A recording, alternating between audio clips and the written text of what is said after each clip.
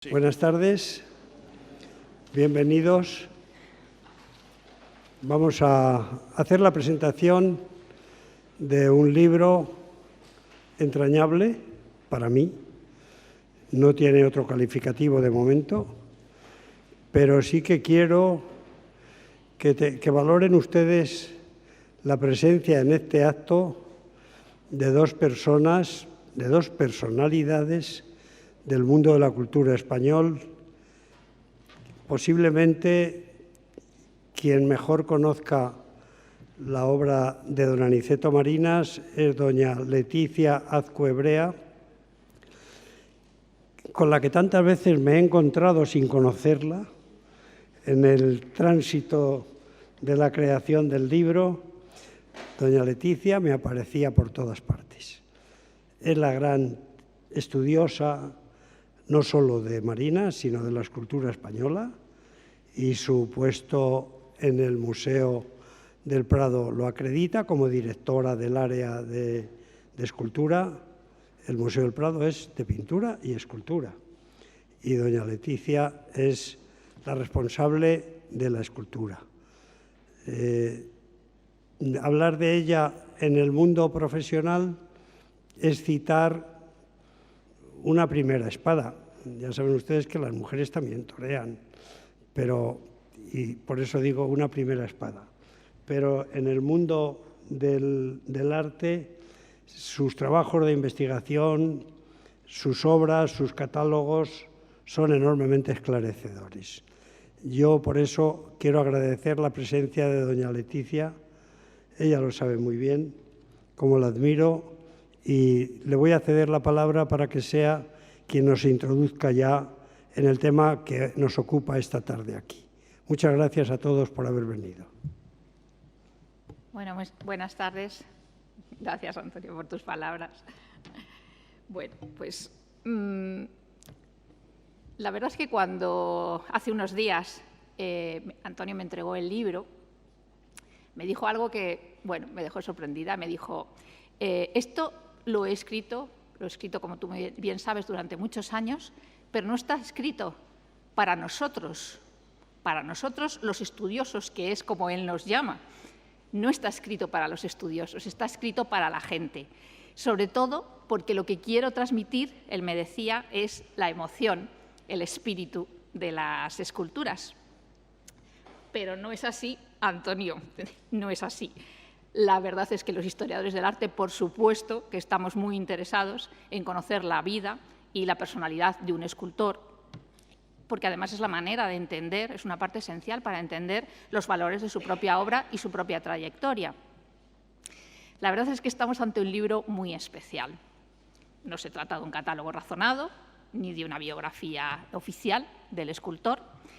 Es un texto que yo diría que es totalmente personal, hecho desde la memoria, desde la investigación, desde las confidencias, también desde la admiración, el afecto y el respeto, por supuesto desde la pasión y del sentimiento, creo, de un segoviano que ha querido poner en valor a otro segoviano, en este caso a un gran escultor. Un pilar básico, como le gusta referirse a Aniceto Marinas. La verdad es que él conoció al escultor los 3 últimos años de su vida y tuvo la oportunidad de ir tomando nota de sus conversaciones, notas que ha guardado celosamente hasta el día de hoy, en que ha ido recopilándolas y hoy las podemos leer en esta publicación. Tuvo, la verdad, una suerte que obviamente no hemos tenido muchos de nosotros, que ha sido la de poder tener el contacto directo con él, y yo diría que casi tener al escultor a su disposición, porque tal como él me contaba, pues eran conversaciones en las que pudo ir preguntándole, pues sin prisa, abiertamente, qué es lo que pensaba de la vida, de sus propias obras, y yo creo que incluso hasta de sus sentimientos. Y de esta forma tuvo la posibilidad de conocer mucho más a fondo la visión personal que tenía Aniceto Marinas, tanto del arte como de su entorno, de la vida. Y yo creo que de la lectura también se deduce, y también de lo que él nos cuenta, ese afecto que desarrollaron a lo largo de esos ratos que pasaron en el estudio que Aniceto Marinas tenía en la calle Marqués de Urquijo. Él nos contará muchísimas anécdotas. Hay una que me llamó mucho la atención, en la que me contaba que cuando le preguntó a Marinas qué es lo que echaba más de menos de Segovia, puesto que él ya estaba instalado en Madrid y llevaba ya aquí muchos años, pues que le contó que lo que más añoraba era el sonido de las campanas, que era algo que en Madrid no podía disfrutar. Es decir, que llegó hasta un punto de conocimiento, digamos, de esa personalidad que tanto nos interesa. Y creo que el conocimiento tan directo y personal del maestro, de ese entonces joven estudiante universitario, pues ha hecho que, por un lado, por su interés por todo lo segoviano, por otro lado, su posibilidad de ir estudiando con esa pasión que le caracteriza la gran parte de sus obras, pues nos permita ver hoy esta publicación que tenemos entre nuestras manos. Por otro lado, también tengo que decir que con la natural facilidad de palabra de Antonio Horcajo, pues en este libro nos encontramos cómo ha ido a través de esas notas redactando, pero es que él ha escrito durante muchos años, como todos ustedes saben. Bueno, de hecho hizo una pequeña biografía a los 2 años de fallecer Aniceto Marinas, ya digamos que centrándose en la obra del escultor. Y ha sido capaz de escribir este intenso libro con estas notas, con las referencias y las entrevistas que hizo Marinas en la prensa, con referencias biográficas, bibliográficas, en fin. Así que yo realmente creo, después de leerlo, que esto es un verdadero homenaje, que es un libro homenaje, un libro que tengo que decir que seguramente, como muchos de ustedes, llevamos muchos, pero que muchos años esperando, porque siempre estoy escribiendo este libro. Yo leía incluso, cuando no nos conocíamos, los recortes de prensa, de entrevistas, que decía, estoy dándole vueltas al libro, estoy con mis notas, pero nunca llegaba, y ya por fin llegó. Y, bueno, realmente nos va a ayudar a conocer a este artista.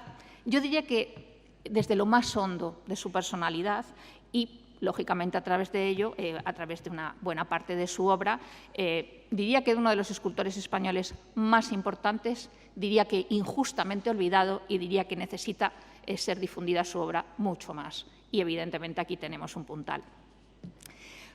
Creo que muchos de ustedes conocen a Antonio Horcajo, probablemente a muchos no tenga que presentarles, pero sí quiero hacer una referencia al hecho de que es un segoviano ilustre, que toda la vida se ha dedicado a difundir la obra de Segovia, de su provincia, de los segovianos, que ha recibido los máximos galardones, los reconocimientos de la ciudad de Segovia, de la que es hijo predilecto, que es cronista de la villa de Riaza, que es miembro de la Academia de Arte de San Quirce, que también ha tenido importantes cargos en el mundo empresarial y que incluso aquí en Madrid fue concejal en el ayuntamiento entre el 74 y el 78, lo que le permitió de alguna manera pues, conocer y tener el acceso más directo a la obra escultórica aquí en Madrid. Y por otro lado también el hecho de que hoy, de alguna manera, está continuando una de las estelas dejadas por Aniceto Marinas, porque fue Marinas quien fundó el Centro de Segoviano en Madrid, y que era un lugar especial de tertulias culturales de gran intensidad y del que ahora él es presidente. Como estamos hablando de esculturas, como creo que una imagen vale más que 1000 palabras y como probablemente todos tenemos en la retina la mayor parte de las obras, pero no todas, me ha parecido que antes de que él nos contara todo lo que tiene que contarnos sobre Marinas y su obra, bueno, pues estaría bien una pequeña pincelada simplemente para repasar los monumentos clave. Sería imposible hacer una revisión con imágenes de toda su obra, pero sí hacer ahora un pequeño repaso antes de seguir de las obras de las que luego él nos hablará y que además simplemente con ello vemos cómo tuvo la oportunidad de esculpir todo tipo de asuntos, todo tipo de géneros, de temas y que trabajó todos los materiales.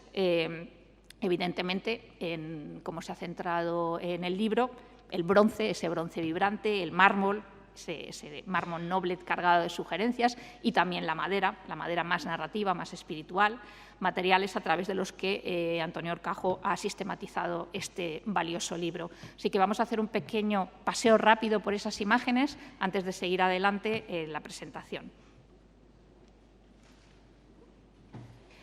Lo primero de todo, quería traer esta cita del Marqués de Lozoya precisamente por lo que he dicho, porque es injusta el olvido que ha tenido Marinas. Cuando el Marqués de Lozoya habla de de Marinas dice: solo un nombre de gran escultor segoviano anterior a 1900 puede figurar en una historia del arte español, el de Aniceto Marinas. De aquí que el pueblo de Segovia tenga hacia el escultor que ha vivido entre nosotros, al que todos hemos conocido, entonces decía él, la misma veneración que siente Valladolid ante Gregorio Fernández. Creo que exactamente no es la misma veneración y por eso creo que todo lo que se haga en favor de difundir su obra es importante. Saben que, y él nos contará con mucho más detalle, la vida y vicisitudes de Marinas, no es mi papel en este momento contarlo, pero él nace en el seno de una familia humilde, enseguida da muestras de una gran capacidad, se forma en Segovia, luego completa con el apoyo de la Diputación su formación en Madrid, en la Academia de San Fernando, y luego va a Roma. Desde el primer momento él va a demostrar una capacidad increíble desde todos los puntos de vista del orden artístico, y simplemente vamos a hacer unas pequeñas paradas para que luego, cuando nos hable Antonio, tengamos todo ello en la retina.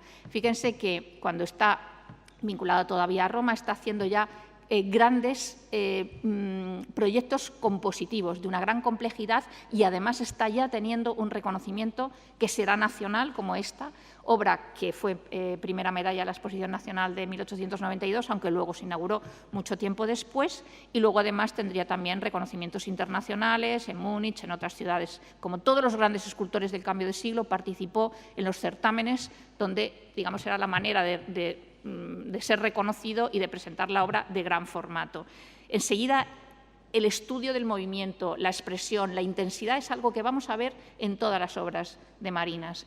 Si esto lo está haciendo a finales del siglo XIX, empieza ya a tener una serie de encargos a lo largo del territorio español en los cuales nos va a demostrar, primero, obviamente, su capacidad para trabajar, su preocupación por el rigor histórico en la documentación de todos los monumentos en los que va a trabajar, y cómo está transmitiendo desde el primer momento, digamos, el sentido de la historia en la que va a participar a lo largo de su presencia en diferentes ciudades españolas.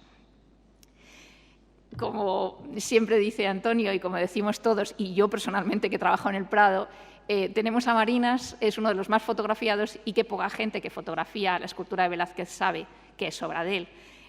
Verdaderamente es una escultura que está tan llena de sugerencias, que está tan bien modelada, es un trabajo tan espectacular, no solo de rigor histórico, sino sobre todo de transmitir al pintor en ese momento de la inspiración, que está ahí desde 1899 y que efectivamente es pues, una de las obras más fotografiadas y más valoradas desde el punto de vista escultórico y en la ciudad de Madrid, y que, bueno, pues yo creo que todavía necesitaría una indicación mayor para que la gente que lo admira sin saber de quién es, además sepa de quién es.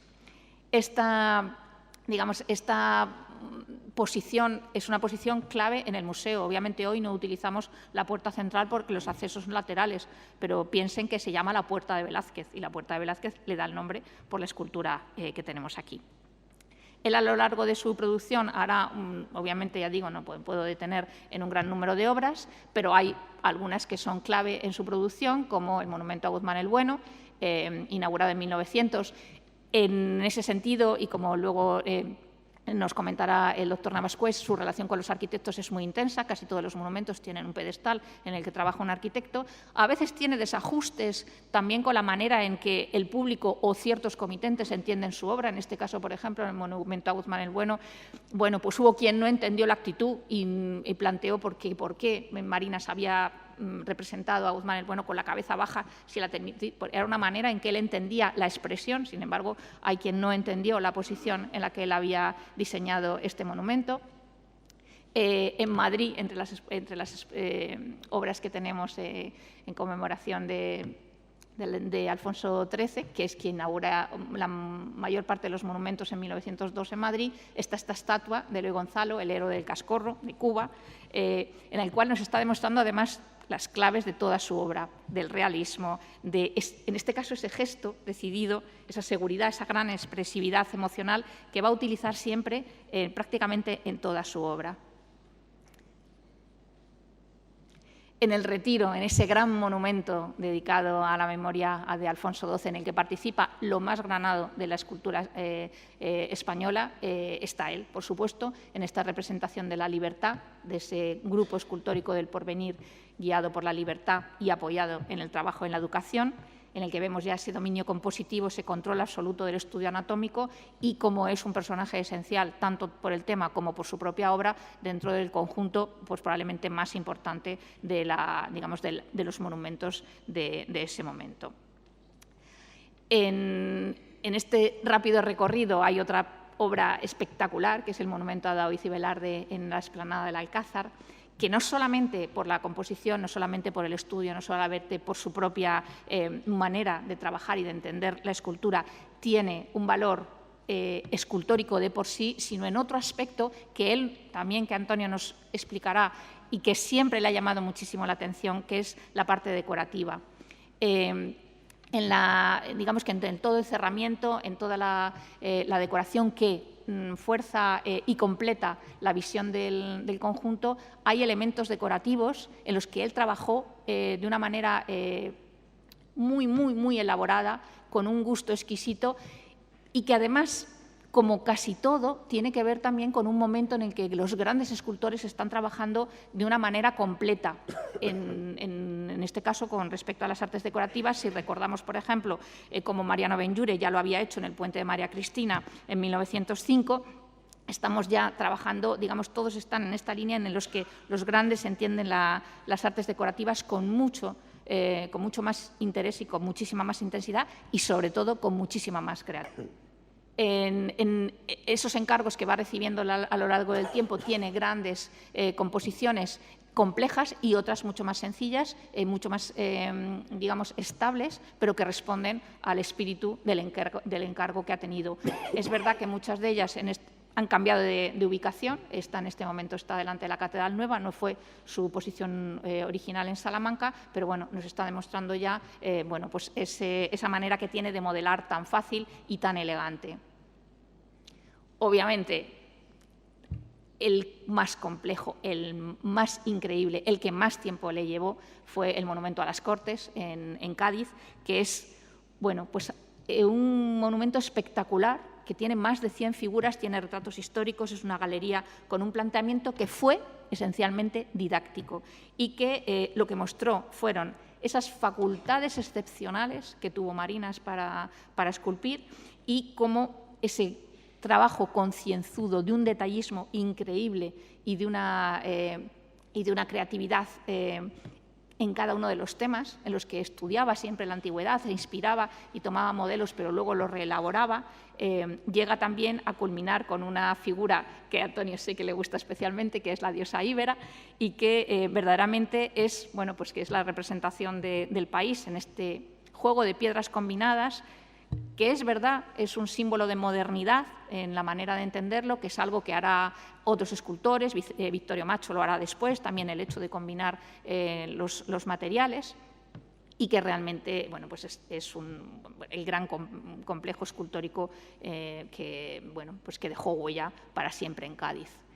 En todas las ciudades con las que tuvo relación tuvo encargos, en el caso de Segovia, de su ciudad natal, y aunque hubo sus bueno, opiniones diferentes con respecto a cuál sería la ubicación adecuada del monumento a Juan Bravo, y hay que leer todo lo que cuenta Antonio en su libro para saber lo que pensaba y lo que no le preocupaba a Marinas sobre esta discusión, pero bueno, digamos que es la presencia más fuerte que él tiene en Segovia.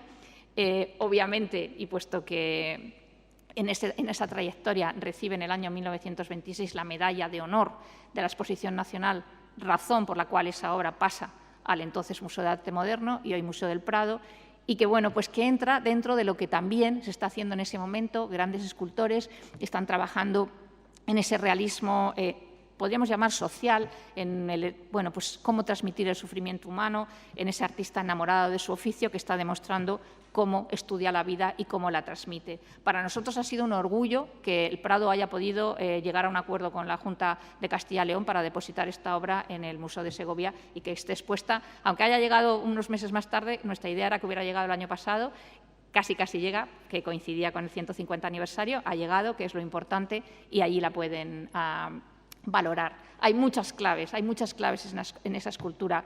Yo creo que el estudio anatómico, el conocimiento que él tuvo de los grandes, se ve perfectamente. Yo creo que con esta imagen, las imágenes en escultura en muchas ocasiones hablan solas y esta creo que es una de las que habla solas.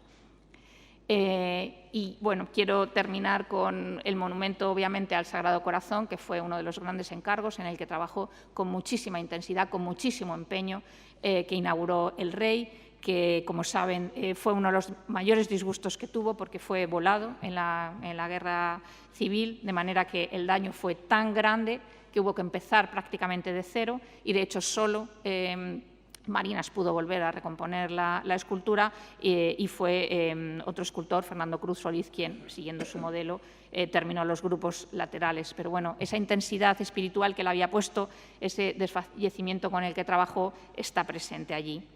Y este es el resultado actual.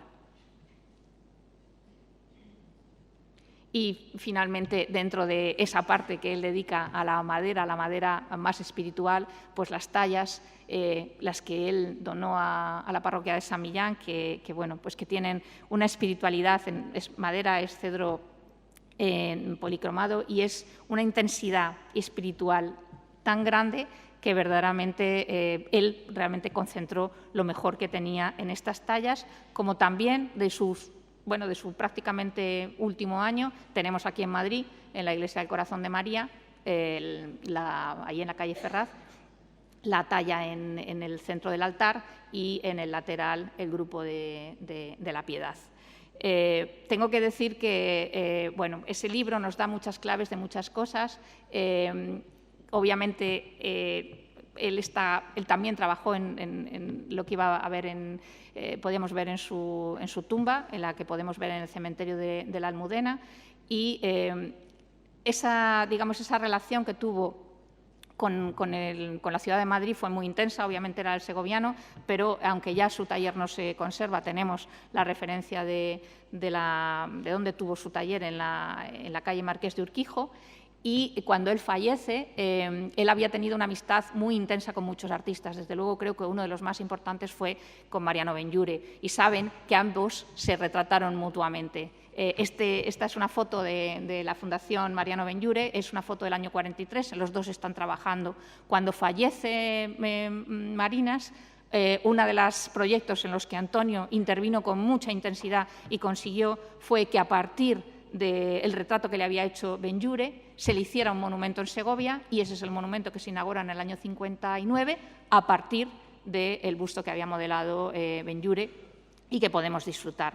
Él, y en el discurso de ingreso, que está muy bien comentado y bueno, pues todos los detalles en el libro, saben que fue pues un artista que diría que se alejó de las vanguardias de una manera deliberada, que él eligió una estética de la belleza serena, de los resortes del realismo, y es un artista que realmente ennobleció la escultura, y en el libro eso lo podemos apreciar. He querido hacer simplemente este pequeño recorrido porque creo que cuando se habla de escultura hay que tenerla en la mente, y me parece que cuando Antonio nos explique todos los detalles de muchas de ellas, pues seguramente haberlas tenido cerca ahora y haberlas visto, pues seguramente nos podrá ayudar. Muchas gracias. Leticia, muchas gracias. Sinceramente, creo que era fundamental. No sabía que iba a haber, me dijo que iba a poner algunas imágenes, pero me alegro que hayas hecho este recorrido, porque luego yo voy a hablar de ellas, como has dicho, y vamos a coincidir. Hay una cosa en la que no hemos coincidido, que luego te la digo. Luego te la digo, y es un secreto a voces entre tú y yo. Ya que soy también el que ordena la mesa, voy a conceder la palabra a don Pedro de Navascués. Don Pedro de Navascués para mí es un personaje de la cultura española insustituible y admirable. Don Pedro de Navascués me ha servido mucho para este libro, él lo sabe. Sus escritos, sus libros sobre arquitectura y arte me han iluminado en algún caso, incluso en aquello en lo que don Aniceto no estaba de acuerdo, y tú coincides en ello. Luego lo diremos. Pero Don Pedro Navascués y doña Leticia me abruman hoy porque tener a dos personalidades tan importantes en el mundo del arte de España a mi lado me emociona, me emociona. Me emociona porque yo lo único que he puesto ha sido en este libro lealtad y amor.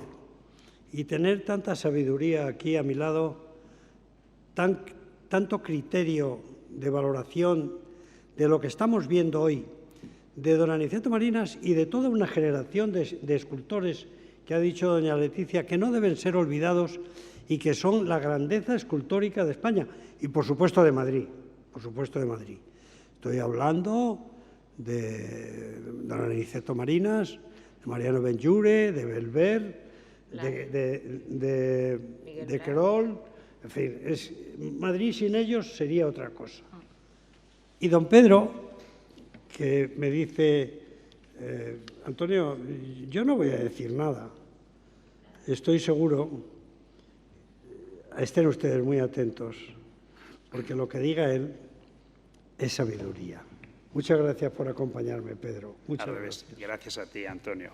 Yo no sabía que los segovianos eran más exagerados que los andaluces, porque creo que en todo, lo referido a mí, te has excedido. Y la amistad a veces nos hace decir cosas que no coinciden con la realidad.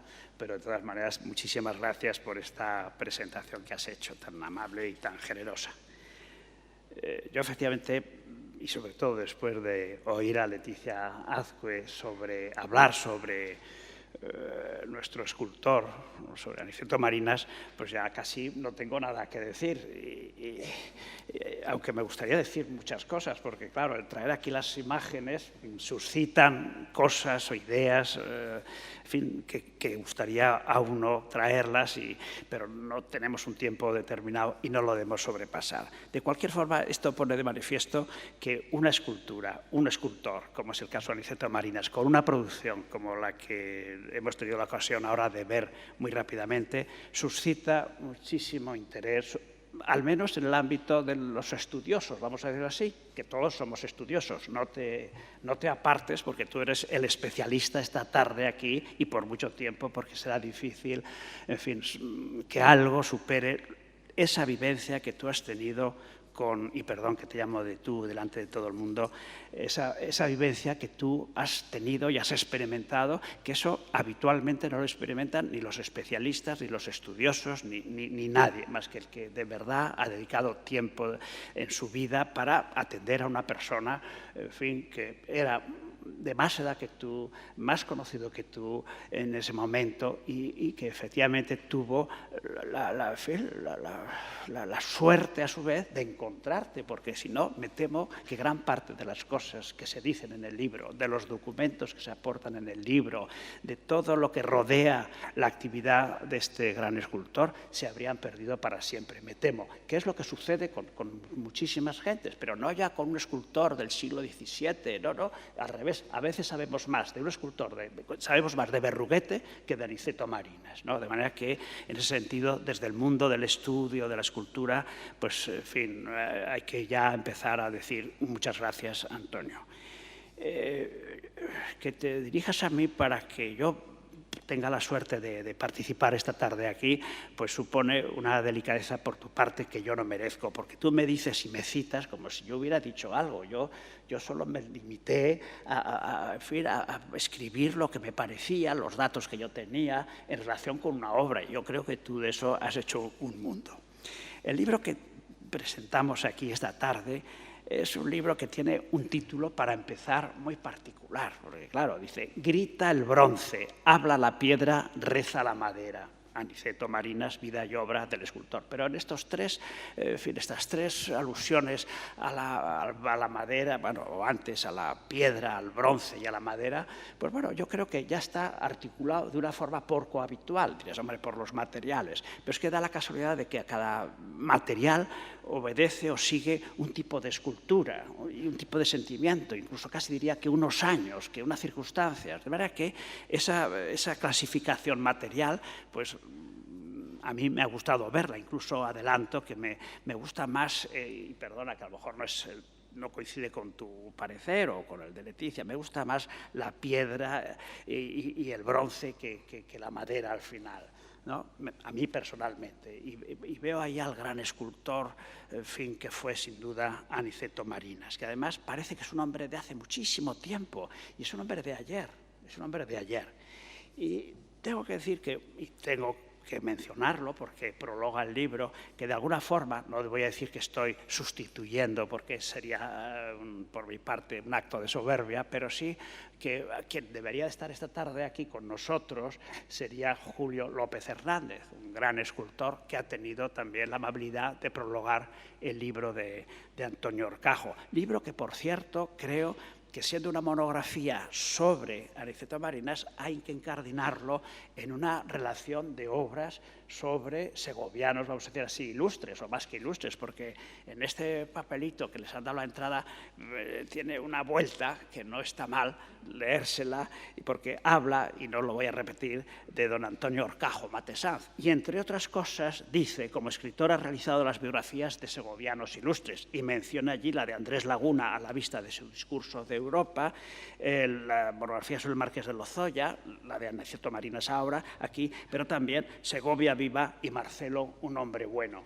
Y entonces, claro, esto no solo es una monografía sobre, que lo es ciertamente, Aniceto Marinas, sino que es un hombre como Antonio Horcajo de Segovia que siente, más allá del tiempo y de las generaciones que han podido pasar entre uno y otro, pues siente su amor por su tierra y sus hombres. Y ahí está, yo creo que muy bien encajado el libro que hoy tenemos ante nosotros. Y les decía que hubiera sido, y se ha disculpado ante nosotros, el gran escultor contemporáneo que siente la naturaleza y, digamos, y el realismo sin tapujos, porque ser un artista, un pintor, un escultor figurativo no es algo para avergonzarse, sino que yo espero que nunca terminemos con esa faceta, con ese hilo que recorre toda la historia del arte, que es el arte figurativo. Bueno, pues nuestro queridísimo amigo y compañero Julio López Hernández hace un prólogo muy bonito, claro, desde el mundo del oficio de escultor. Y además empieza, y terminaré mi intervención luego por algo muy parecido, él empieza diciendo que bienvenido sea este libro, porque sobre la escultura se escribe poco y menos sobre un artista del pasado, de un pasado reciente, ¿no? Y empieza ahí ya un cierto dolor por el poco, en fin, la poca atención que prestamos a la escultura. Y eso que es un escultor figurativo. Y dice otra cosa más que también es interesante. Dice, oye, pues de toda esta escultura, de todo este legado de Aniceto Marinas, yo tengo dos obras, dice Julio López, para mí, que son, dice él para sí, dos obras especialmente interesantes. Las dos, naturalmente, las ha puesto Leticia Azcue, que una es El héroe de Cascorro, Eloy Gonzalo, y la otra se refiere, naturalmente, al retrato, a la figura de Velázquez delante del Museo del Prado. Dice que son, para él, las dos figuras más importantes. Y bueno, pues seguro que podríamos compartir esto. Yo lo comparto, no sé si las más, pero sí de las más conocidas, notables, no solo porque esté delante del Museo del Prado, sino porque en sí mismas tienen un peso específico. Y está muy bien porque, bueno, por circunstancias varias, una está en un barrio popular por donde los haya, que es la Plaza de Cascorro, que lleva el nombre de Cascorro, y el otro está nada más y nada menos que en el Paseo del Prado, delante del Museo del Prado. Muy bien. Y ambas tienen unos pedestales interesantes, y por ahí se abre un camino que, en fin, si hubiera sido más cuidadoso, quizá podría haber hecho un ejercicio análogo al de Leticia Azcue y haber traído los pedestales, pero tenía miedo de que se produjera esto de adorar el santo por el pedestal. y que le quitáramos el menor, en fin, el menor nada, que no desearía discutir con la escultura de ninguna manera. Pero en los pedestales hay también mucha belleza, pero además es una belleza que está entrañada con la concepción de la propia escultura por parte del escultor, de Aniceto Marinas, que hizo también él, y tú me corriges si no es así, él diseñó algunos pedestales, el propio Aniceto Marinas. Pero es curioso que todas estas obras, que las encontramos en Madrid o en León, antes nos ha puesto el de Guzmán el Bueno, de Gabriel Abreu, que decía Gabriel Abreu, el arquitecto, cuenta con la participación, para buena parte, al menos de sus esculturas más conocidas, en plazas, calles, etcétera, con arquitectos realmente importantes, notables. Bastaría decir, en las dos que le gusta a Julio López, pues que la de Eloy Gonzalo pues, fue obra de un arquitecto y urbanista de primer orden, que no se imagina uno a José López Salaverry haciendo esto, porque es el hombre que resolvió los problemas de expropiación, de alineación, etcétera, nada más nada menos que de la Gran Vía, y es el hombre que de alguna forma estuvo al frente de la construcción, por ejemplo, del Casino de Madrid. Quiero decir que cuando uno empieza a espigar estos temas y a sacar los nombres que no aparecen habitualmente, hombre, ya es difícil a veces que aparezca el del propio nombre, el nombre del escultor. Cuando hemos visto aquí, por ejemplo, el monumento a Legazpi en Zumárraga, que es una maravilla, a mí me gusta muchísimo al menos, hagan la prueba de buscar en internet, pongan monumento a Legazpi, Zumárraga, verán que no aparece el nombre, no del autor del pedestal, que sería lo de menos, sino del propio escultor. O sea que tenemos, desgraciadamente, una ignorancia en este punto muy notable. Por eso, bienvenido sea, entre otras cosas, el libro de don Antonio Horcajo. Bien,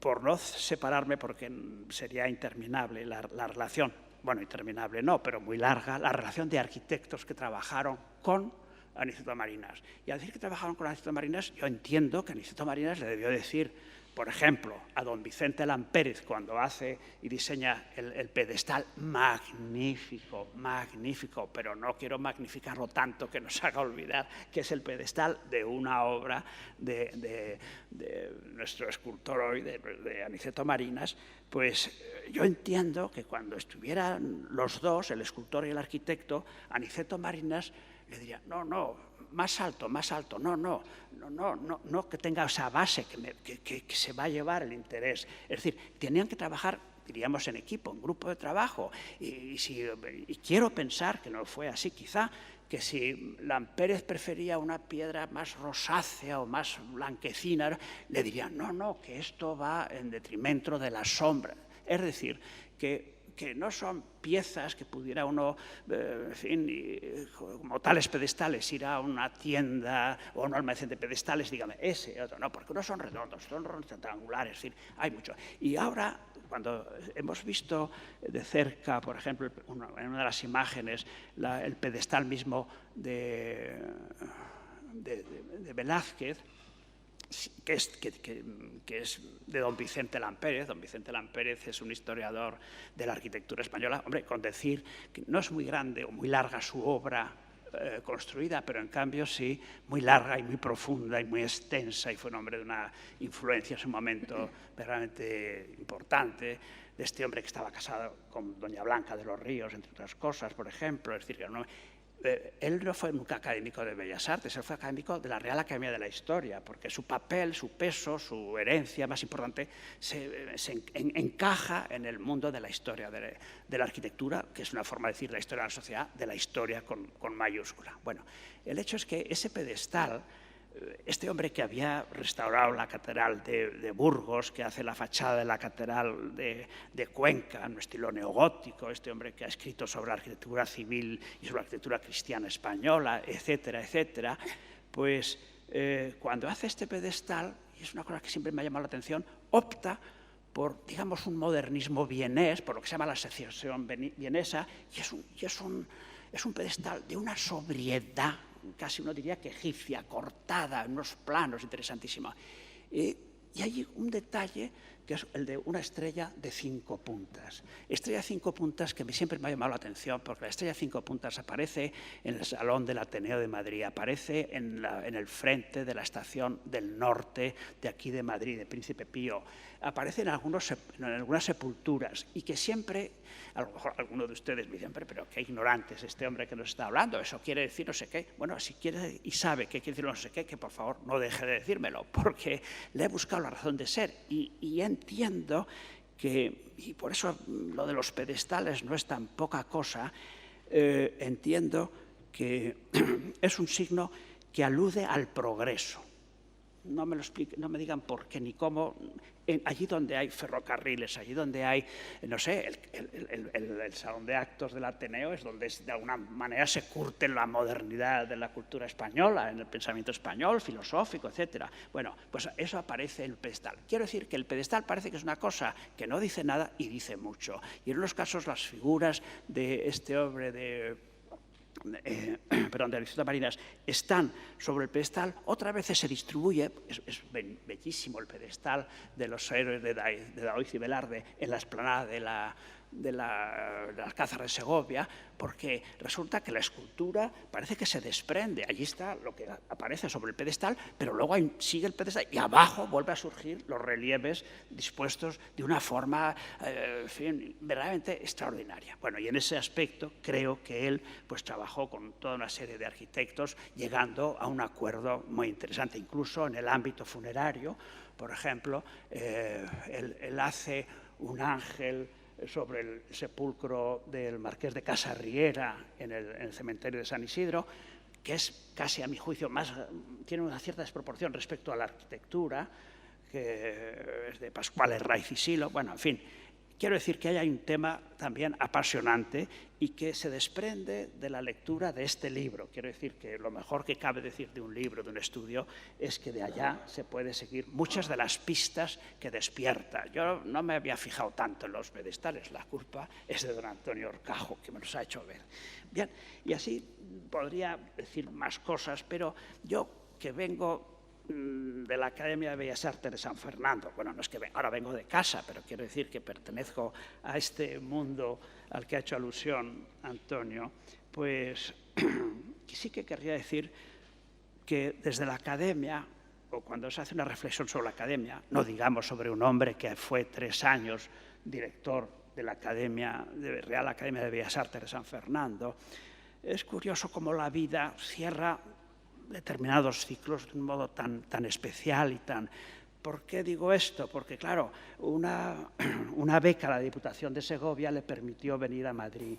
Y en Madrid estuvo estudiando en la Academia, no, en la Escuela de Bellas Artes de San Fernando, que no todo el mundo hace esta distinción, es decir, cuando en el siglo XIX se separan las enseñanzas y se convierten en enseñanzas especiales, y la escuela y la enseñanza de arquitectura sale y se va hacia la calle de los estudios, pero la escuela especial de pintura y escultura se queda allí en el mismo edificio, pero ya no es la academia. Otra cosa es que académicos dieran clase allá. El hecho es que este hombre se forma allí como un jovencísimo aprendiz de pintor y termina sus días siendo el director de la academia. Es decir, hay todo un recorrido ahí de formación verdaderamente interesante.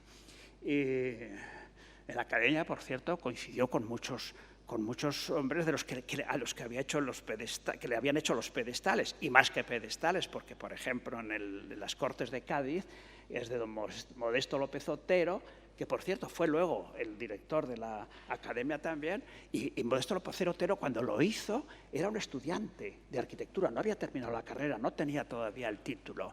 En fin, y en ese caso quiero aprovechar para decir que el monumento de la Constitución de 1812 es algo más que un pedestal, es toda una arquitectura que necesitaba para la serie formidable de esculturas. Bueno, el hecho es que hay toda una vida de don Aniceto Marinas que se confunde con la vida de la academia, y donde fue siempre un puntual académico que no faltaba un solo lunes. Yo he traído algunos un testimonio, lo voy a leer porque me estoy comiendo el terreno y tiempo del autor del libro. Y este hombre, que recibió muchos homenajes en vida, premios, etcétera, termina sus días y le hacen, lógicamente, una sesión necrológica donde intervienen varias gentes, entre ellos un crítico y amigo suyo muy famoso que se llama José Francés. Y este José Francés nos da un relato último de sus días que a mí al menos no me dejan de emocionar mucho. Y dice lo siguiente, dice: solo la muerte pudo impedirle acudir cada lunes a las juntas semanales. Nos reunimos allí todos los lunes. Pero ¿cuánto suponía de fuerte voluntad, de dominio sobrehumano de sí mismo, aquella asidua fidelidad? Como también la preocupación constante, el generoso darse a las obligaciones de su cargo. Estaba casi ciego. Sus piernas hinchadas apenas le consentían andar y permanecer de pie. Su corazón le latía en constantes presagios de malaventura. Y sin embargo, don Aniceto Marinas venía y se iba sonriente entre el respeto admirativo de sus contemporáneos de diversa edad y responsable condición artística ante los testimonios antiguos o recientes de su obra personal, con enérgico optimismo, con afanes altruistas y generosos, sintiéndose sencilla, alegre y modestamente vivir en el morir de cada día. Nada más, muchas gracias. Muchas gracias, don Pedro. Y voy a ver cómo salgo yo adelante con la papeleta. Querida Leticia, querido Pedro, don Antonio, me voy a referir a 5 nombres: a la Biblioteca Nacional, a doña Leticia Azcue y a don Pedro Navascués, que ya les han escuchado ustedes, a don Aniceto Marinas y a Carmen. A Carmen, con la que no puedo contar aquí ahora y que tanto ha soportado la dedicación a mis blogs con espiral de alambre, de acero. Me veía terminar uno, lo tiraba, decía: ¿por qué has escrito eso y luego lo tiras? Porque no me gusta, porque no dice la verdad, porque... ella ha sido la que ha soportado tantos años de gestación de este libro. A ella, que no puede acompañarnos ahora, le mando todo mi amor y toda mi gratitud. A la Biblioteca Nacional, pero la Biblioteca Nacional es un edificio, no puedes parlamentar con ella. Es verdad que yo he venido mucho a la Sala Cervantes a investigar, a buscar, a la Sala de Lectura General. Nunca he podido hablar con la biblioteca, pero en la biblioteca hay una persona que la representa, que es don Antonio León Sotelo, que nos acompaña, de trato exquisito, educado, colaborador, y que ha hecho posible este acto. Muchísimas gracias, don Antonio. Me voy a referir también, puesto que están entre nosotros, a Antonio Horcajo Nicolau, a Ana Ortiz, a Raúl, que son Identi, que es la empresa que después de mucho luchar, Ana, en Barcelona, Madrid, estamos tan unidos en esto. Os agradezco mucho la presencia aquí, porque al final el libro está saliendo, está saliendo. Es un parto largo, pero ahí está. Quiero saludar también a don Luis y a don Antonio. ¿Ha llegado ya Antonio? Ya lo estoy viendo allí. Los hijos de don Luis Marinas y de Maricruz. Con los dos trabajé mucho, y con Carmen. Nos reuníamos en Brunete, leíamos cosas y cotejábamos datos, porque a quien yo más traté de la familia de don Aniceto fue a don Luis, con el que tuve la oportunidad de convivir en el estudio. Recuerdo aquella anécdota de vuestro padre, que tanto quise a él y a vuestra madre. Cuando don Aniceto, por prescripción médica, no podía fumar, Y entonces le decía a Luis, Luis, hijo, mira, acércate al estanco, te compras un purito y me echas el humo. Él era muy cumplidor, pero decía, me echas el humo. Como cuando le decía a Luis, tío, me acuerdo bien de aquellas reacciones suyas, tío, que hay sesión de la academia. Y decía, le llamo un taxi. Y decía, hijo, solo faltaría que llegue Aniceto Marinas en un taxi a la academia, al metro, que le tenemos en la puerta. Cogía el metro en Princesa y llegaba hasta la Puerta del Sol. Ciertamente he tenido la suerte de tratar en los 3 últimos años a don Aniceto Marinas y todavía tengo la emoción de aquellos encuentros y de aquellas notas que han servido para hacer este libro. Por eso decía que era para la gente, porque yo entendía que aquello que me comunicaba no lo decía para mí. Yo le hice una entrevista que está publicada en el libro, el último documento del libro, es una entrevista que le hice cuando le eligieron director de la Academia, el año 1950. Fui a llevarle el periódico, el Adelantado de Segovia, yo más contento que unas Pascuas, como se dice vulgarmente, y cuando llegué vi que cogía el periódico y lo dejaba encima de una butaca, de una silla, en el estudio. No en el estudio, en el gabinete. Había un gabinetito al lado del estudio que tenía, la casa era como un hotelito, había unas escaleras y se llamaba una puerta acristalada, te abrían y a las visitas las pasaban a un gabinetito. A la izquierda se había un pequeño pasillo que subía a las habitaciones de la casa y una gran puerta acristalada que daba al estudio, al gran y luminoso estudio que hizo él, el Marqués de Urquijo, esquina Álvarez de Mendizábal.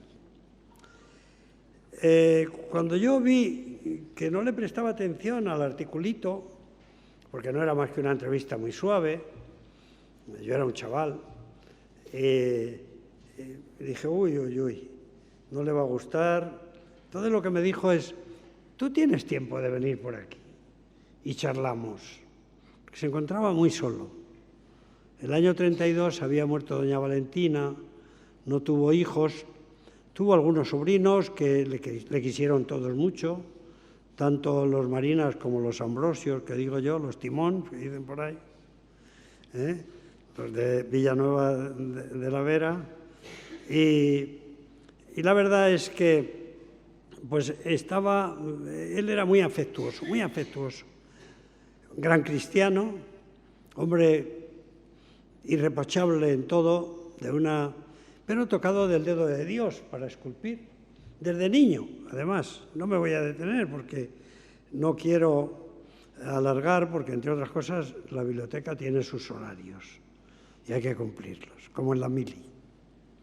Pero sí que diré que desde aquel momento que me dijo, puedes venir a verme y charlamos, pues yo hice algún articulito más sobre él, el de las campanas es famoso y algunas otras cosas.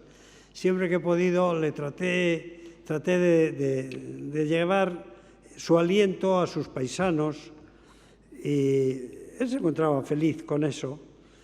Él era muy segoviano, tan segoviano que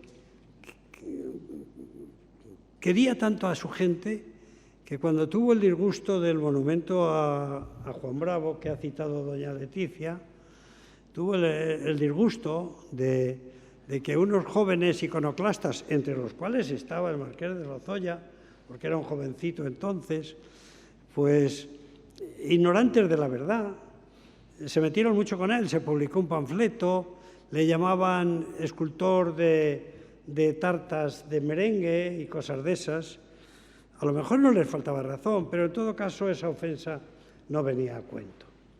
Y cuando yo le dije, don Aniceto, qué gran disgusto el de Segovia, ese ha sido el disgusto de su vida. No, hijo, te equivocas tú y se equivoca todo el mundo. A mí eso no me ha afectado para nada. La gente no sabe que cuando yo tenía 28 años, yo solicité al ayuntamiento el montar una escultura de Juan Bravo en la Plaza Mayor, porque el ayuntamiento había previsto a principios del siglo XX una zona en la elipse de la plaza para honrar a sus hijos. Y entonces, pues tenía yo 28 años, no lo quisieron, pero yo lo tenía ya casi diseñado. Mi disgusto fue, y le duró toda la vida, la voladura del Cerro de los Ángeles. Él soportó la voladura del Cerro de los Ángeles con mucha pena. Y lo cierto es que después ya no tenía fuerzas para hacer otra vez el monumento al Cerro de los Ángeles, pero sí las tuvo para hacer la imagen del Sagrado Corazón de Jesús de 9 metros de altura, donde se pone de manifiesto su importancia como escultor. Si ustedes van al Cerro de los Ángeles y se ponen al pie y miran, ven una imagen perfecta del Sagrado Corazón de Jesús. Pero si le miran desde 20 kilómetros, siguen viendo la misma dimensión perfecta. Ha dicho don Pedro una cosa que me ha llamado la atención. Se ha referido mucho, y es cierto, al pedestal de Velázquez. Él hablaba mucho de la paciencia de la silla. Cuando hizo algún monumento, decía, yo estoy viendo mi escultura desde una silla. Se sentó muchas horas delante del Museo del Prado para no perjudicar la arquitectura de Villanueva. Y cuando le dijeron lo del pedestal, Lampérez, porque López Otero le hizo las Cortes de Cádiz y el arquitecto de Madrid municipal hizo el de Cascorro, en fin, él se atenía a todo, pero en el de Velázquez dijo un simple dado de piedra para que se pueda dialogar con Velázquez, para que se pueda dialogar. Es decir, está diciendo la escultura, que por cierto él decía, yo le decía a don Aniceto, su Velázquez, usted nunca dice mi Velázquez, mis Cortes de Cádiz, mi Cerro de los Ángeles, siempre dice él, con el artículo. ¿Eso por qué? Dice, mira, no te equivoques, las obras cuando salen del estudio ya no son mías. Si no son mías, ¿para qué voy a decir mi Velázquez? Es del que las contempla. Ese es el fin de la escultura, es del que las contempla. Y él dijo, un solo dado de piedra para que se pueda dialogar, conversar con Velázquez, que es la intimidad de esa escultura, maravillosamente colocada, por cierto, para no perjudicar la arquitectura maravillosa de Villanueva. Los orígenes de don Aniceto fueron muy humildes. Su padre fue un arenero, tenía un asno y subía arena de las lastras de al lado de su casa, en el barrio de San Millán, subía la arena de las lastras a la ciudad de Segovia a finales del siglo XIX, cuando Segovia tiene 15.000 habitantes y está átona. Es una ciudad muerta. Y aquel hombre tiene que mantener una familia en la que hay 4 hijos y una esposa. La esposa, en este caso, tuvo muchísima importancia y para don Aniceto, su madre fue, hasta el final de su vida, fue el espejo en el que se miró siempre, desde niño. Pero hay una cosa que sí que es importante que diga, que el padre era muy modesto, muy humilde, subía en las aguaderas del animal para arreglar algún tejado, que es lo que se hacía en Segovia, y bajaba los escombros de la misma obra. Y de eso vivía la familia hasta que crecieron los hijos. Casimiro fue fontanero, Claudio fue fontanero, Casimiro fue músico, fundó la banda de música del Hospicio de Segovia, violinista tocando en las iglesias, en las bodas y en los saraos de Segovia, Aniceto y Nicolás. Bien, pues de aquella humilde familia sale un genio que desde niño se ve que está predestinado a la escultura. tan predestinado que siendo estudiante ya recibe honores. De hecho, estando en Roma siendo estudiante, trae una medalla de Múnich.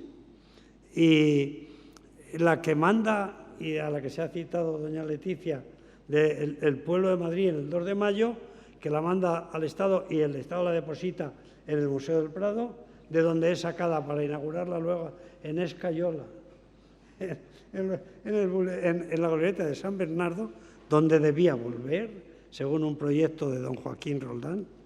Pues don Aniceto, desde jovencito, se ve que es una revelación de la escultura. Y yo, después de este origen humilde que él nunca olvidó, yo le comenté un día, don Aniceto, ¿cuándo se compra otra bata? Si ustedes ven las fotografías de don Aniceto, con Benlliure ya entonces y antes, tiene la misma bata de invierno para estar en el estudio con la que muere, que está retocando la nariz del Sagrado Corazón de Jesús del Cerro de los Ángeles. Era un hombre enormemente frugal, pero enormemente generoso. No había día que no fuera a Segovia que no liberara muchas necesidades de gente que él iba a buscar. Por eso, cuando propusimos el monumento en Segovia al marqués de Aniceto Marinas, con la escultura de Benlliure, con la cabeza que había hecho Benlliure, dijimos, este es un monumento a un hijo ilustre de Segovia, pero es fundamentalmente a un hombre bueno y generoso. Se ha dado a los demás, pero él era enormemente frugal en su propia vida. Yo quiero decir que su escultura, he dicho que aquí están los expertos y les agradezco cómo nos han hablado a los dos, su escultura para mí es una escultura íntima, es decir, es una escultura que toda ella tiene un matiz en el que hay que buscar la importancia del impacto. Por ejemplo, es impactante que la Soledad al pie de la cruz de Segovia, que le tiene enamorado a Julio López Hernández y a quien yo recuerdo aquí agradecido como autor del libro, que está hoy inaugurando una exposición suya en Albacete, que tiene enamorado a Julio. Yo le he hablado muchas veces de la escultura y él a mí, y fíjense ustedes lo que es esa escultura, los que la conocen, las dimensiones que tiene enormes de la cruz, el cuerpo de María apoyada en la cruz. En el fondo hay un punto para valorar esa escultura. Son dos cosas mínimas, pero que están ahí. Por eso él decía a sus alumnos de la escuela de decoración, porque él fue profesor por oposición de decoración, les decía, a las obras hay que ponerlas vida. La que no tiene vida en la escultura es como un mueble y ya la podéis tener en un museo o en un desván, que nadie las va a echar de menos. Las obras tienen que tener su vida. Y en esa de la Soledad de Segovia hay dos detalles mínimos. Uno, las manos desfallecidas. Por ahí se va la vida. Es la soledad de la madre que ya no puede más y que se le va por las manos. Es eléctrico, es una... los ojos se van a esas manos. Pero el otro detalle es menor. Son los ojos de la soledad. Ya no hay fuerza, y eso lo refleja don Aniceto en la escultura, ya no hay fuerza ni para cerrar los ojos que están entornados, ni para abrirlos. Esa es la fuerza de la escultura. Mirar eso es, por eso digo, reza la madera.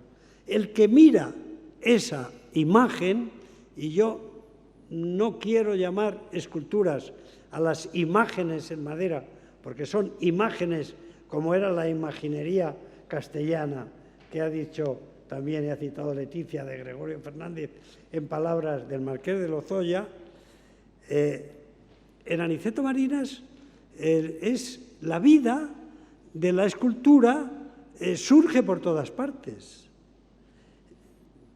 Hay más. En Velázquez. Se ha hablado mucho de Velázquez hoy. Sin duda la escultura más fotografiada de España. Yo hice una encuesta personal, me acerqué un día, una mañana, a la escultura y haciéndome el turista, había sido presidente de la Junta de Distrito Retiro, lo conocía bastante bien, pero haciéndome el turista, a la gente que se fotografiaba le decía, ¡ay, qué bonita foto! ¿Y este quién es? Y me decían, pero usted no sabe quién es este. Es Velázquez. Digo, pues muchas gracias por la información. ¿Y quién es el autor de la escultura? No lo sabemos. Entonces decía, venga conmigo. Mire, ahí lo pone Aniceto Marinas. Hay que identificar la obra con el autor. Porque si no identificamos a Querol con el grupo del Ministerio, o a Belver con el Ángel Caído, o a Benlliure con tantas obras maravillosas, si me apuráis con la estocada, vale, con lo que queráis, Mariano Benlliure, si no identificamos al autor con su obra, estamos despreciando al que ha hecho posible esa belleza. Y por eso, lo sabe muy bien doña Leticia, yo estoy luchando porque haya un museo de la escultura en España y que ella sea la directora. Bueno, ya lo es, ya lo es. Velázquez. ¿Ustedes se han fijado en la escultura de Velázquez bien? ¿No les llama la atención algo? No es una escultura estática. Él está sentado. Pero el escultor ha tenido el acierto de darle el aire como si en ese momento Velázquez hubiera tenido la inspiración. Está como incorporándose. Está con la paleta, con el tiento, está Velázquez con ese pelo que él hace que vuele un poco del viento, donde aparece el modernismo. Entonces, el impulso de Velázquez es la espiritualidad de esa obra. El 2 de mayo, que nos ha puesto doña Leticia, yo le agradezco mucho, el pueblo de Madrid en el 2 de mayo, es como él llama a la escultura. El pueblo de Madrid es una escultura para mirarla con mucho detenimiento, mucha profesionalidad y mucho amor. Ahí hay un cañón entero. Hay que tener valor para en una escultura de esas dimensiones meter un cañón entero, pero está destrozado. Hay una rueda sobre la que hay el cuerpo de una mujer que ha muerto. Hay un capitán que está muriendo. Hay una patria que está recogiendo al héroe. Pero hay algo más. Hay un niñito abrazado al cuerpo muerto de al brazo muerto de su madre que grita. Ahí está el grito del bronce. Es el pueblo de Madrid, es el reto de un niño al que no ha matado el que ha matado a los demás. Y es él el que grita. Aniceto Marinas acierta a dar ese grito del niño diciendo, no habéis vencido, yo sigo vivo. Esa es la interpretación de esa escultura. El pueblo de Madrid sigue vivo en la voz de un niño. Juan Bravo. Juan Bravo en Segovia, ya hemos dicho que no le preocupó tanto aquella algarada juvenil. Juan Bravo es un gesto de gallardía, pero Juan Bravo es un gesto de rebeldía. Es decir, al final, todos lo sabemos, Juan Bravo acaba sin cabeza, pero cuando está ahí, está gallardo, está con el pendón de Castilla y está diciendo, queremos la libertad. Es decir, la victoria de los comuneros era la libertad de Castilla. Lo que pasa es que ahí vencieron otras fuentes, otras fuerzas. Sin embargo, Marinas mantiene en ese que luego dirá en el patíbulo, mientes tú, y quien te lo mandó decir a poco antes, y yo quiero morir antes que ese, porque no quiero ver morir a tan gran caballero, hablando de Padilla. Entonces, Marinas lo que hace es darle el ímpetu para que todos recordemos al gran héroe de la libertad, al gran comunero, al que dicen que Castilla fue la primera en Europa en proclamar por su libertad. Castilla entera se siente comunera. No es verdad, porque los traidores también estaban dentro. Pero Marinas lo que hace es que idealiza al héroe. Le idealiza. ¿Para qué? Para que nosotros no olvidemos la imagen espiritual final total de ese personaje. La piedra. La piedra, bueno, quiero decir antes que hay que considerar a Marinas como un hombre de la generación del 98, como tantos escultores. Siempre, cuando hablamos de la generación del 98, estamos pensando en Unamuno, en Azorín, estamos pensando en Pío Baroja, pero el 98 fue para todos los españoles un caos. La pérdida del imperio arruina el ánimo y la moral del pueblo. Y tienen que ser esos personajes los que levanten otra vez al pueblo diciendo, levántate España. Y lo dice él en su discurso de ingreso en la academia. España no puede estar avergonzada, tiene que salir adelante porque tiene valores para ello. Lo dice en su discurso don Aniceto, que está en el libro. Pero hay una cosa que no podemos olvidar. Cuando don Aniceto Marinas hace la escultura de Cascorro, no la está haciendo para los generales que envidian al héroe. Ya querrían todos tener los generales la gloria que tuvo aquel soldado de la Inclusa. Lo que hace es ponerle al ejemplo del pueblo. Tú eres esto, no te arruines. El ejemplo de la escultura es la lección que da al pueblo. Ojo, los escultores, en la cultura de un pueblo, de todo el pueblo, me estoy refiriendo, no de una minoría o de una minoría mayoritaria. Los que más hacen por levantar el ánimo del pueblo, sin duda, son los escultores. ¿Cuánta gente ha entrado en el Museo del Prado a ver las lanzas de Velázquez? Millones. Pues esos millones, más la gente del pueblo que no ha entrado en el museo, sí han pasado por delante de Cascorro. Porque está en la calle, a la vista de todos. El escultor es un gran maestro de masas y es el que está dando al pueblo la lección que no sabe a lo mejor leer porque es analfabeto, pero en la imagen le está diciendo, este eres tú, este es tu pueblo, este es tu espíritu. Esa es la gran virtud de los escultores y el Marinas de una manera especial. Por cierto, ha dicho doña Leticia, lo ha sacado, un monumento maravilloso cuyo remate final está en Chicago, tuvo medalla en Chicago, la patria acogiendo al héroe. Hay dos detalles en ese monumento que yo quiero resaltar, porque don Aniceto era muy cuco, tiraba para casa siempre, como digo yo. Hay un águila, no sé si ustedes han visto, coronando la pirámide de piedra, hay un águila que es la zarpa de Napoleón, que quiere arrebatar los héroes a la patria española. Pero hay un personaje que es la guasa de don Aniceto, como yo digo. Hay un personaje que está mirando, que no participa del furor de Daoíz por un lado y de Velarde por otro, y de Clara del Rey y de Manolita Malasaña, que están todos allí. No. Hay un personaje que está quieto, mirando, pero que es muy importante ese día. No dispara.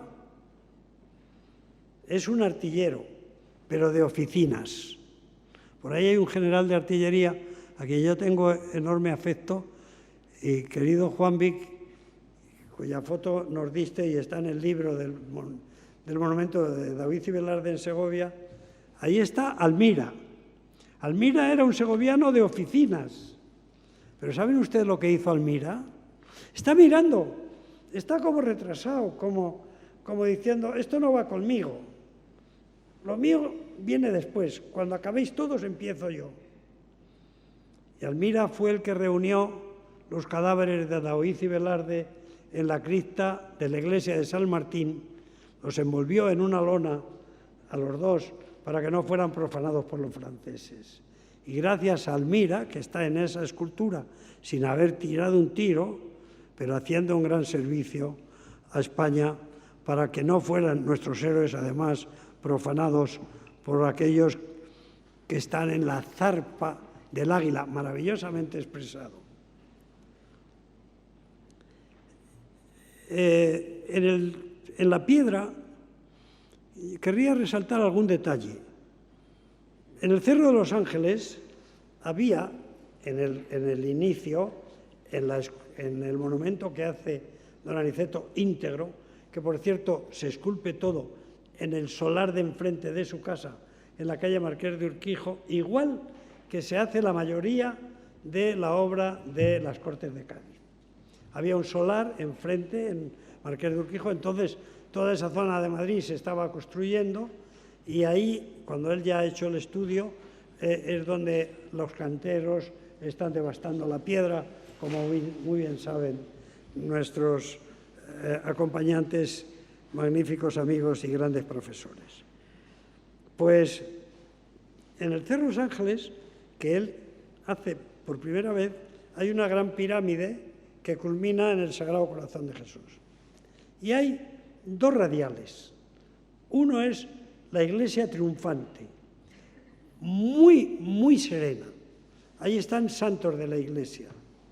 Es muy serena, se ve que ya han alcanzado la santidad. Están en éxtasis casi. Pero luego está la iglesia militante, la purgante, la que tiene que buscar el apoyo de arriba para pasar al otro lado, a santificarse.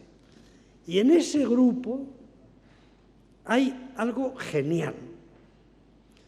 No son la monjita que ayuda a las niñas, que por cierto las niñas eran sobrinas de don Aniceto, empuja a las niñas, no es otros personajes reconocibles, sino una figura increíblemente decorativa, el hombre arrepentido. Hay un cuerpo caído, arrepentido, que está buscando la absolución. Escultóricamente es de un arte decorativo impresionante. En todo un realismo está metiendo un detalle, como hace en el altar de la libertad en el Retiro. Todo es muy, lo ha dicho doña Leticia con muchísima certeza, es una lección de anatomía. Todos son cuerpos desnudos, en diferentes posiciones, algunos con alas de ángel, pero hay un detalle de modernismo que no se nos puede escapar y que yo he querido resaltar en el libro, que es la opresión vencida. La opresión que ya está vencida, ya la libertad ha roto la cadena y ha dicho, tu opresión ya está vencida, y está como pidiendo socorro la opresión a la libertad. Y la libertad le dice, no, don Aniceto dice, no, tú ya no eres parte, porque aquí está gobernando la libertad. Tu opresión no vas a seguir martirizando a estos seres que están aquí y que él los espiritualiza mucho también.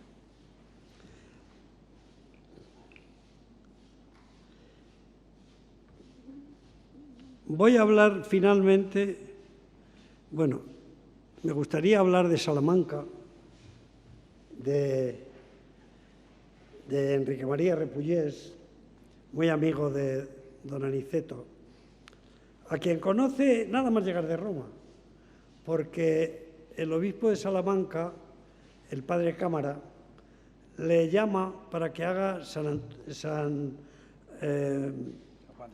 San Juan de Sagún, que haga los dos grandes bajorrelieves que hay en la fachada, la rendición de los bandos y el milagro del Pozo Amarillo. Ahí están los dos.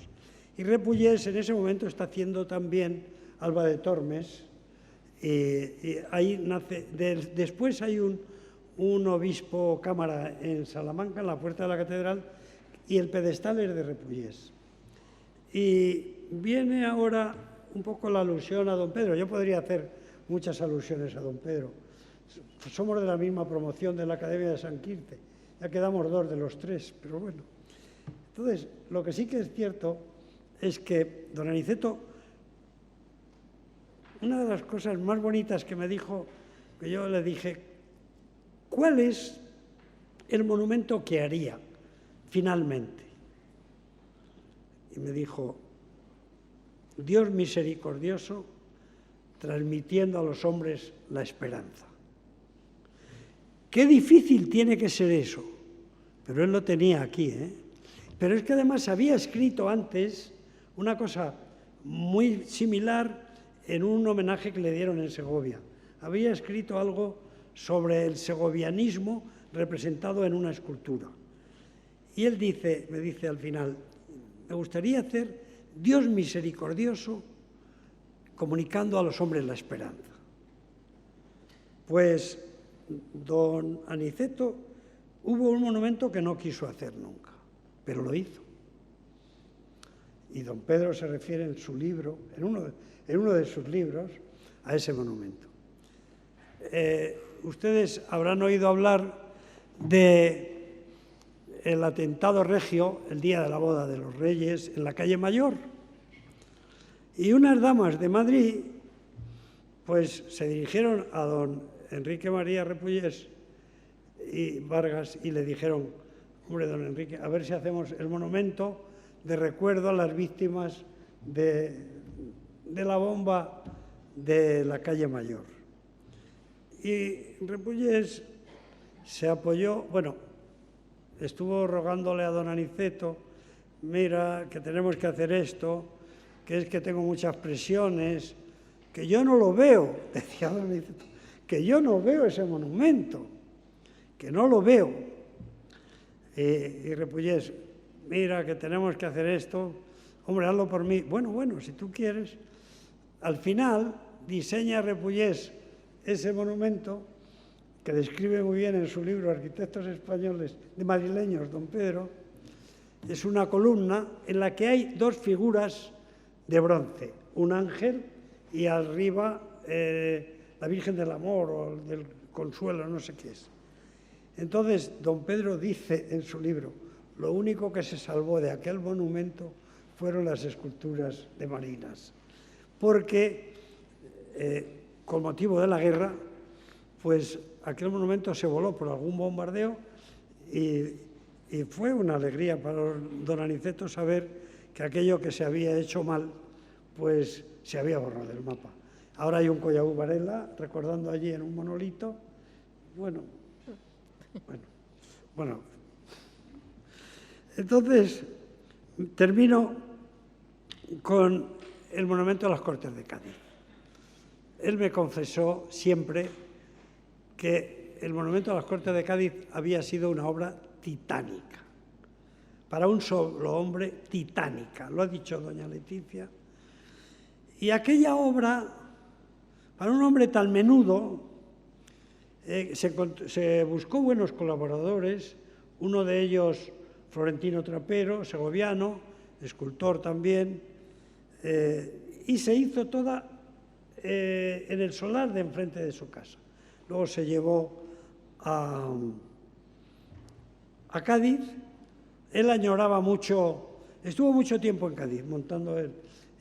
Ahí convivió mucho con Falla, eran amigos, eran académicos, pero Falla no había tomado posesión. Y don Aniceto era un gran melómano. A él la música le gustó desde el día que se le estropeó el violín y cambió su vida.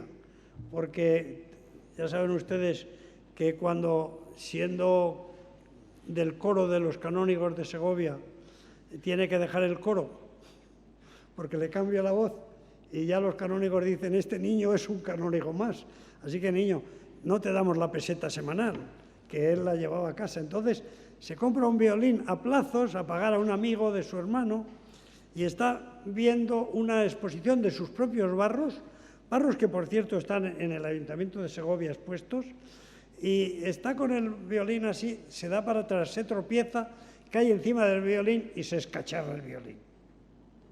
Pero detrás de él había un señor que se llamaba Fernando Tarragó.